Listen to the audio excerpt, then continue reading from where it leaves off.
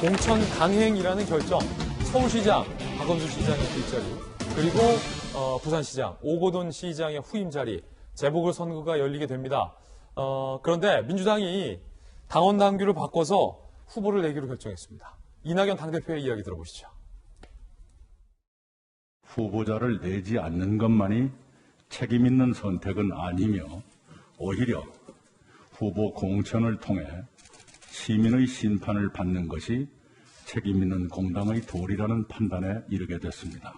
후보 추천의 길을 열 수 있는 당원 개정 여부를 전당원 투표에 붙여 결정하기로 했습니다.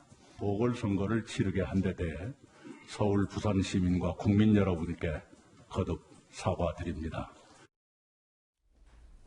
이낙연 당대표는 후보를 내는 것이 책임 있는 행동이다라며 공천을 하겠다라고 공식화한 겁니다. 그런데 민주당의 당원을 그렇다면 바꿔야 합니다. 더불어민주당 당원 제96조 2항에 보면 당 소속 선출직 공직자가 부정부패 사건 등 중대한 잘못으로 그 직위를 상실하여 재보궐선거 실시하게 된 경우 해당 선거구에 후보자를 추천하지 아니한다 라고 돼 있습니다. 내일부터 11월 1일까지 당원 개정 찬반 여부 전 당원 투표 예정이라고 해요.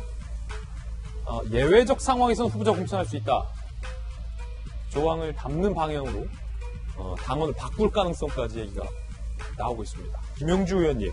네. 사실 저는 이 예상했던 바대로 간다고 보여져요. 그러니까 예를 이제 선거라고 하는 것은 어떤 선거 자체가 왜 이루어지느냐 하는 원인도 중요하지만 또 당의 입장에서는 대선 바로 한 해 전에 치러지는 가장 큰 지방자치단체인 서울시와 부산시의 시장이라고 하는 것은 전초전의 의미이기 때문에 이 전초전을 치르는 데 있어서의 아무리 책임을 지는 모습이라 하더라도 후보를 내지 않는다는 것은 굉장히 말하자면 대선에서 불리함을 나타낸다고 봅니다. 그래서 여러 가지 쉬운 결정은 아니었습니다만은 어떤 이낙연 대표가 어렵사리 그래도 예외가 있을 수 있다라고 하는 것에 대한 개정 작업을 하려고 하는 거고요. 또 10월 마지막 날 그리고 11월 1일까지 전당원 투표를 통해서 이 부분을 만들어 간다고 하는 건데 사실은 이제 문구상에서도 제 마음에 들지는 않아요. 어떤 경우든 예외가 있을 수 있다라고 하는 것은 항상 그 예외를 적용하면 그 앞에 있는 조항 자체의 실제로 실효성이 떨어지는 거 아니겠습니까? 이제 그런 면에서 저 역시 마음에 들지는 않습니다만은 처음부터 이러한 가정을 내는 것이 정당의 여러 가지 이당 저당 할 것 없이 그때만 넘어가겠다는 식의 어떤 땜질식 처방이 되는 것에 대해서 씁쓸하다는 생각을 갖게 됩니다. 예. 자, 그런데 문재인 대통령은 5년 전에 그리고 추미애 법무부 장관은 민주당 당대표 시절에 당시 새누리당을 향해서 공천을 하면 안 된다라고 강하게 비판을 한 바 있습니다. 그때 5년 전 문재인 대통령과 추미애 법무부 장관의 발언을 현 민주당 당대표가 뒤집겠다라는 것이어서 논란이 예상됩니다. 이 재선거 하는데 예산만 수십억 듭니다. 우리 고성 국민들이 부담해야 할 돈입니다. 이렇게 막대한 고성 국민들의 혈세 낭비하고 또 행정 마비시켜놓고 그랬으면 새누리당이 책임져야 하는 거 아닙니까? 어떻게 책임집니까? 후보 내지 말아야죠. 자유당은 애초 무공천 방침을 바꿔서 다시 공천하기로 어제 결정했다고 합니다. 참으로 후안무치한 행태가 아닐 수가 없습니다. 유권자들의 분명한 판단과 심판이 당연히 따라야 될 것으로 봅니다. 문재인 대통령은 5년 전에, 추미애 법무부 장관은 3년 전에 이 같은 발언을 한 겁니다.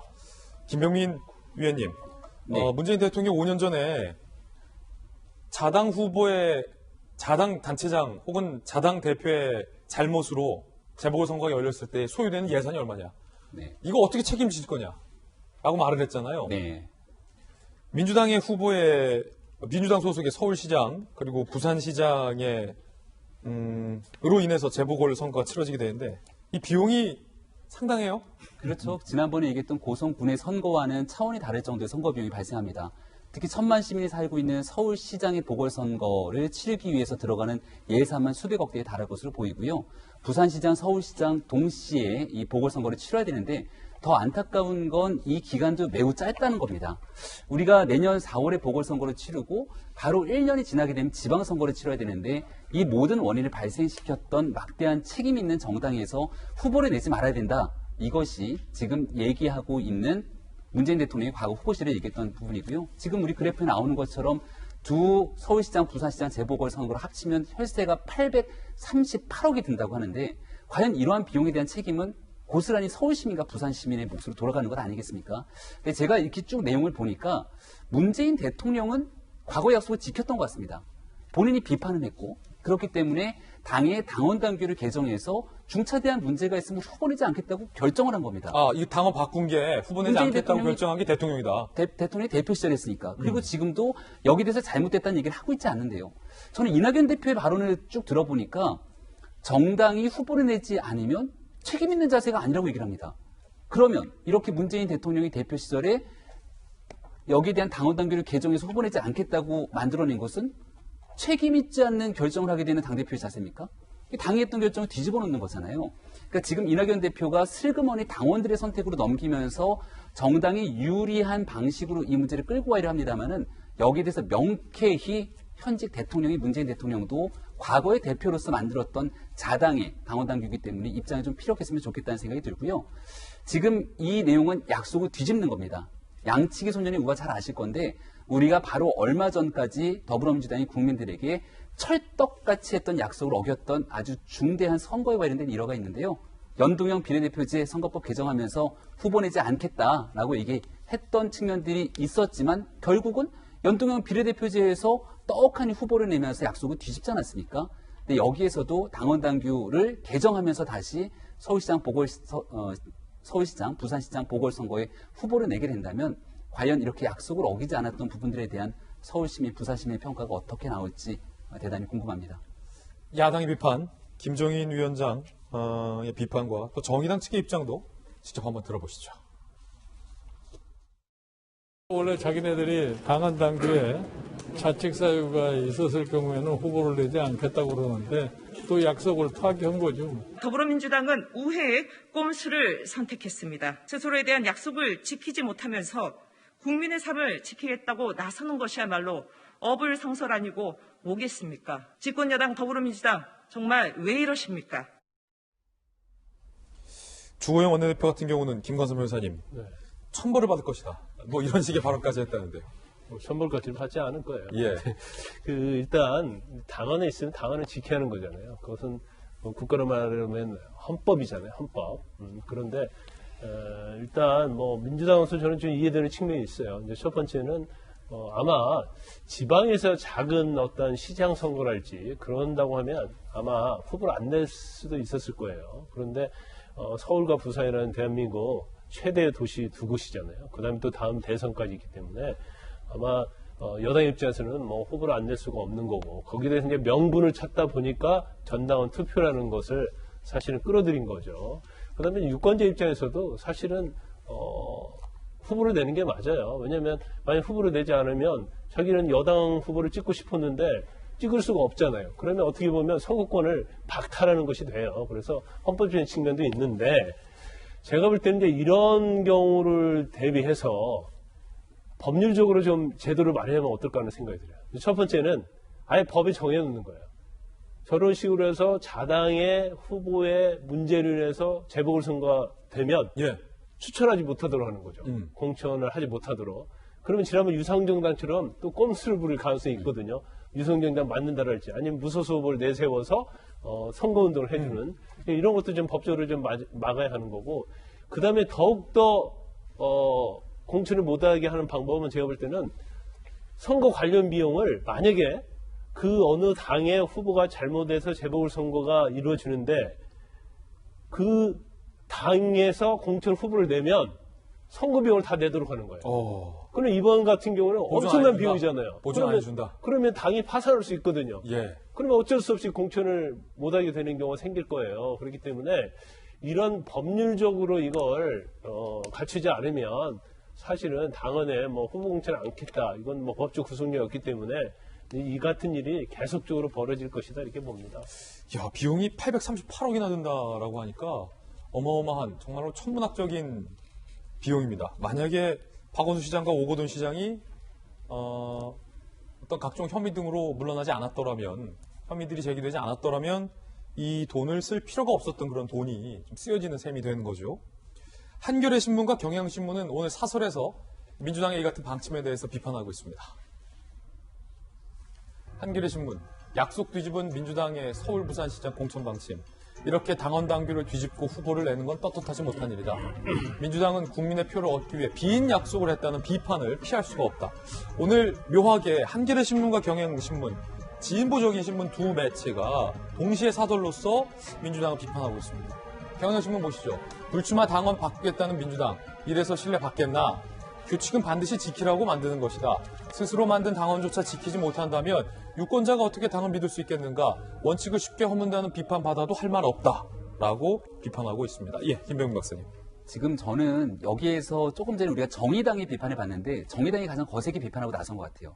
왜냐하면 연동형 비례대표제에 이어서 두 번째 소위 말하는 뒤통수를 맞았다 이렇게 봐도 무방하거든요. 네. 당원 당규에 따르면 민주당 후보를 내지 말아야 됩니다. 그러면 민주당 말고도 진보정당의 후보가 없는 것인가? 사실 정의당은 준비를 하고 있었겠죠. 민주당이 후보를 내지 않는 당원 당규를 지키고 정의당이 여기에 서울시장 후보를 내게 되면 민주당이 후보를 내지 않는 1년짜리 선거기 때문에 얼마든지 정의당을 위해서 같이 함께 밀어줄 수 있는 연대 과정을 선택할 수도 있을 것이고요.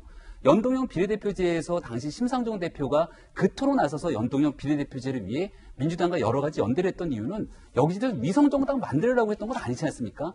근데 연동형 비례대표제를 해놓고 나서 위성정당 만들면서 정의당의 뒤통수를 한 대 때리고 이번에 당원 당규에 대한 약속을 두 번 뒤집으면서 또 한 번 이러한 방식으로 진보정당에 대한 신뢰를 깨버리게 되는 것이니까 아마 정의당 입장에서 저렇게 날선 비판이 나오는 게 매우 당연한 결과가 아닐까 이런 생각이 듭니다. 예. 하지만 뭐 이재명 기자, 야권도 상황은 비슷하지 않았습니까? 물론 야권이 당원으로서 저렇게 뭐 후보를 내지 않겠다라는 약속을 명시하진 않았습니다만 야권도 재보궐선거에 후보를 냈던 적이 있었죠. 많았죠. 그러니까 사실 중대한 잘못 이렇게 이제 민주당이 당원을 박아놨지만 재보궐선거 자체가 대부분 다 당선자들의 중대한 잘못으로 인해서 치러지는 거죠. 그러다 보니까 지금까지 치러졌던 재보궐선거의 원인 제공자가 어떻게 보면 여야 양쪽에 다 있고 또 후보를 다 냈었고 그래서 문제가 없는데 그러니까 문제 없다는 게 그렇게 해왔었는데 문제는 이제 문재인 당시에 이제 그 민주당의 대표가 정치 개혁의 일환으로 이걸 이제 내세웠던 거죠. 우리가 만약에 중대한 잘못이 있으면 우리는 후보를 내지 않겠다는 걸 정치 개혁으로 내세웠던 건데, 근데 그거를 이제 바로 민주당이 뒤집으면서 어떻게 보면 문재인 대표, 그 문재인 대통령의 정치 개혁 의지 자체가 좀 빗발았다 이렇게 볼 수 있기 때문에 그런 점에서 진보 언론들도 비판하는 게 아닌가 싶고, 저는 이낙연 대표 입장에서도 사실은 조금 전에 김영주 전 의원도 그런 말씀하셨습니다. 누구나 예상했던 일이다. 다 예상했던 일이죠. 어떻게 보면 현실 정치를 봤을 때 후보를 안 내기가 참 어렵죠.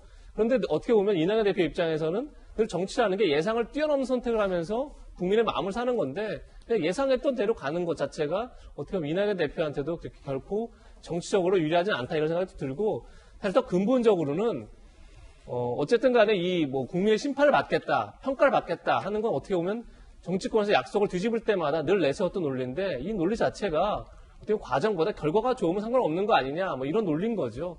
그런 점에서 과연 이제 정치권의 이런 행태 자체가 국민들에게 어떤 메시지를 줄지, 특히나 미래 세대한테 어떤 영향을 줄지 이런 게 오히려 우려됩니다. 예.